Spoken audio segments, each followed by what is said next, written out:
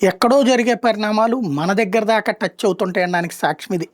హమాస్‌కి సంబంధించినటువంటి అధినేత అప్పుడు హత్యకు గురయ్యాడు గదా! ఇజ్రాయెల్ లేపేసింది గదా! ఇరాన్‌కి సంబంధించినటువంటి సెక్యూరిటీ హౌస్‌లో ఫుల్ సెక్యూరిటీ, మిలిటరీ సెక్యూరిటీ మధ్యన ఉండగా హమాస్ చీఫ్‌ని లేపేసింది గదా! ఆ రోజున మన భారత ఏదైతే రోడ్లు భవనాల శాఖ మంత్రి అనాలా, లేకపోతే రోడ్డు రవాణా శాఖ మంత్రి అనాలా, నితిన్ గడ్కరీ అక్కడే ఉన్నారు. విషయం తాజాగా ఓ పుస్తకావిష్కరణ కార్యక్రమంలో మాట్లాడుకొచ్చారు. 2024 నాటి తన ఇరాన్ పర్యటన గుర్తు చేసుకున్నారు. 2024లో ఇరాన్లో నూతన అధ్యక్షుడు మసూద్ పెజెష్కియాన్ ప్రమాణ స్వీకార కార్యక్రమానికి భారత్ కూడా ఆహ్వానం వచ్చింది. నరేంద్ర మోడీ గారి సూచన మేరకు మన ప్రభుత్వం తరపున నేను ఈ కార్యక్రమానికి హాజరైంది టెహ్రాన్ వెళ్ళా.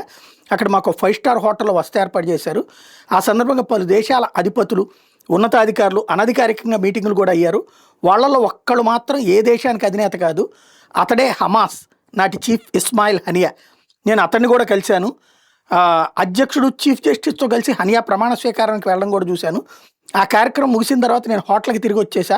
మరుసటి రోజున తెల్లారుజామున 4 గంటలకు ఇరాన్ రాయబారి నా దగ్గరకు వచ్చి మనం వెంటనే ఇక్కడి నుంచి వెళ్ళిపోవాలని చెప్పారు. ఏం జరిగిందని అడిగితే హమాస్ చీఫ్ హత్య జరిగిందని చెప్పారు. నేను షాక్ అయ్యా అంటూ చెప్పుకొచ్చారు.